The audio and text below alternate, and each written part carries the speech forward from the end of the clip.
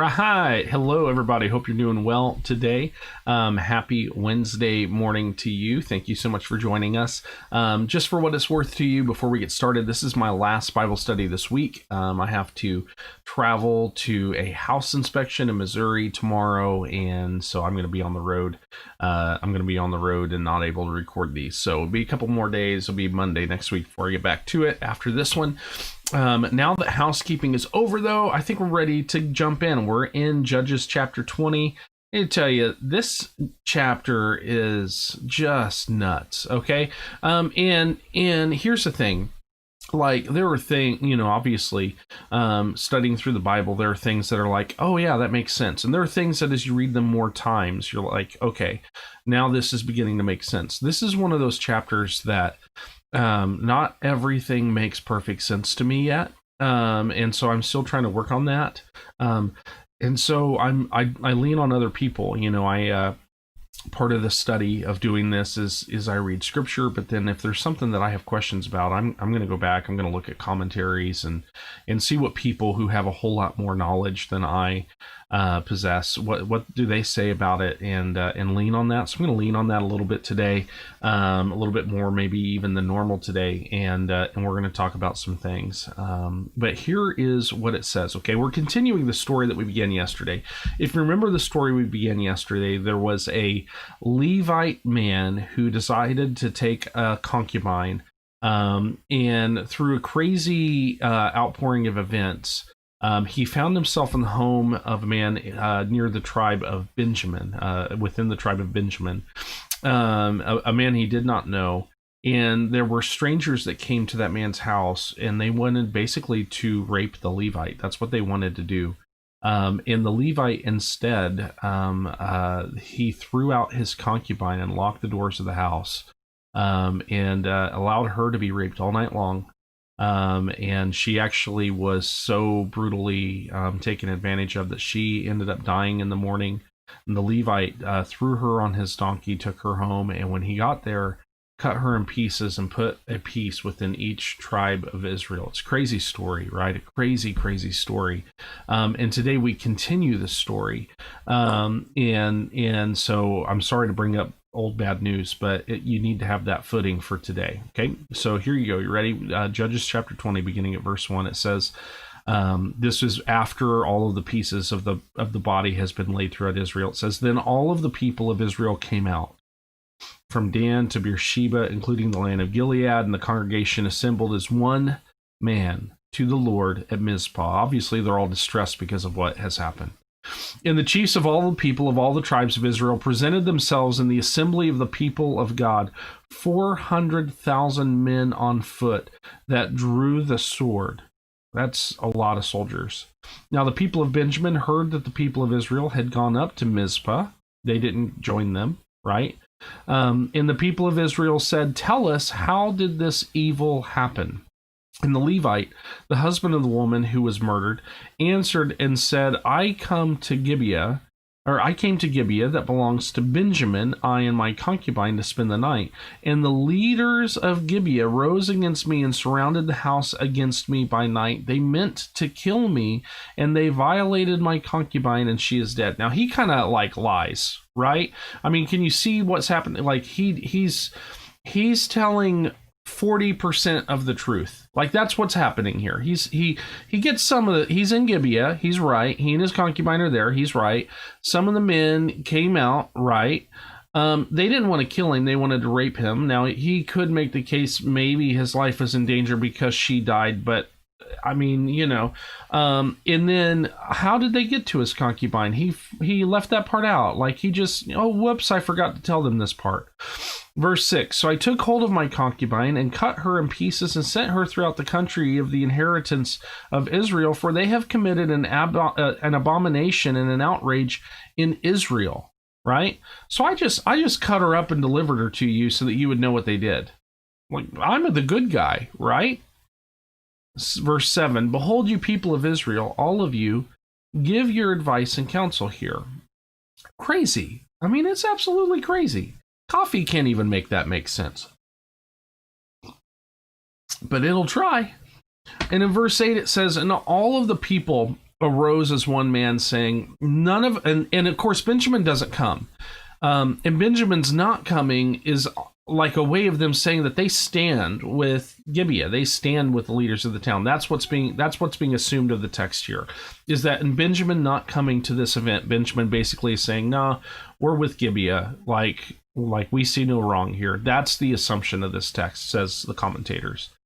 Verse 8, and all the people arose as one man, saying, none of us will go to his tent, and none of us will return to his house. But now this is what we will do to Gibeah.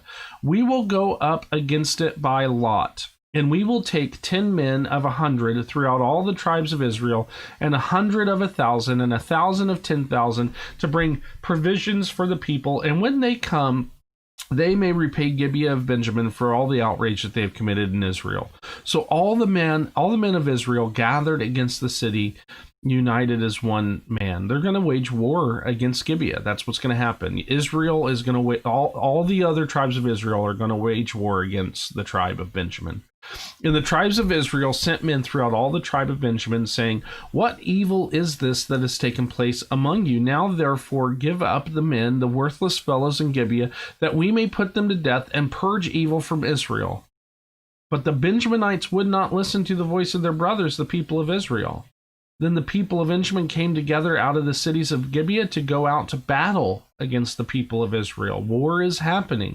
And the people of Benjamin mustered out of their cities on that day 26,000 men who drew the sword, besides the inhabitants of Gibeah, who mustered 700 chosen men. Among all these were 700 chosen men who were left-handed. Everyone could sling a stone at a hair and not miss. Of course they could.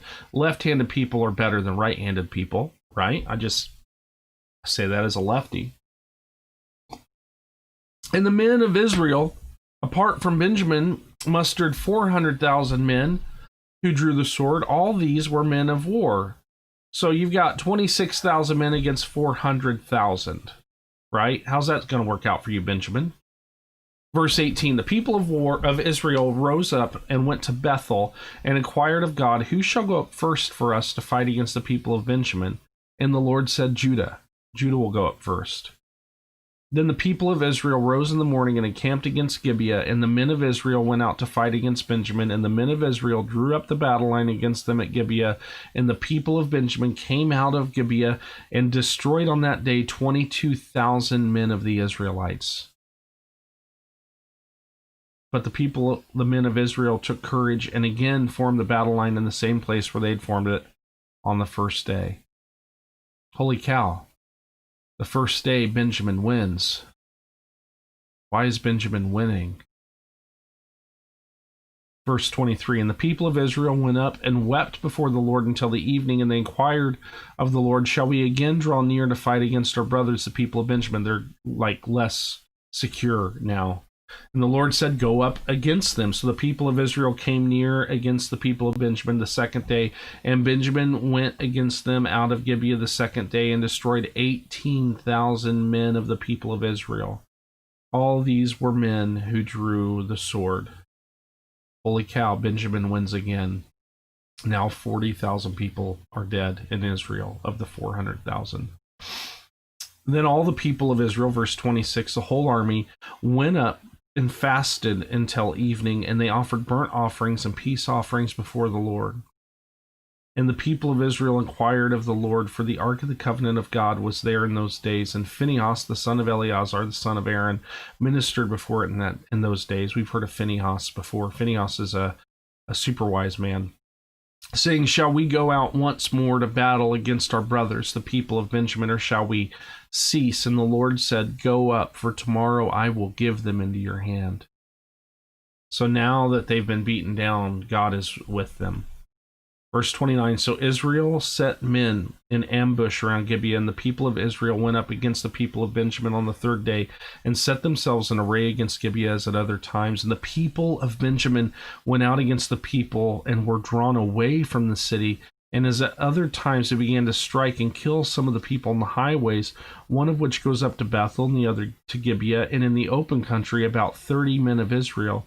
And the people of Benjamin said, they are routed before us as at the first. But the people of Israel said, let us flee and draw them away from the city to the highways And all of the men of Israel rose up in their place and set themselves in array at Beltamar. And the men of Israel who were in ambush rushed out of their place from Marageba, and there came against Gibeah 10,000 chosen men out of all Israel, and the battle was hard, but the Benjaminites did not know that the disaster was close upon them.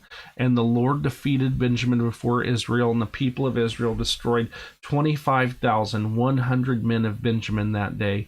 All these were men who drew the sword, so the people of Benjamin saw that they were defeated. They were done. They won. Israel won. The men of Israel gave ground to Benjamin because they trusted the men in ambush whom they had set against Gibeah.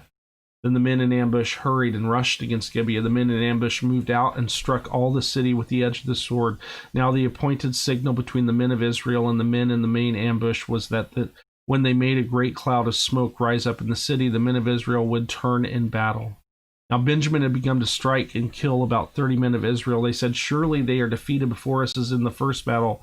But when the signal began to rise out of the city in a column of smoke, the Benjaminites looked behind them. And behold, the whole city went up in smoke to heaven.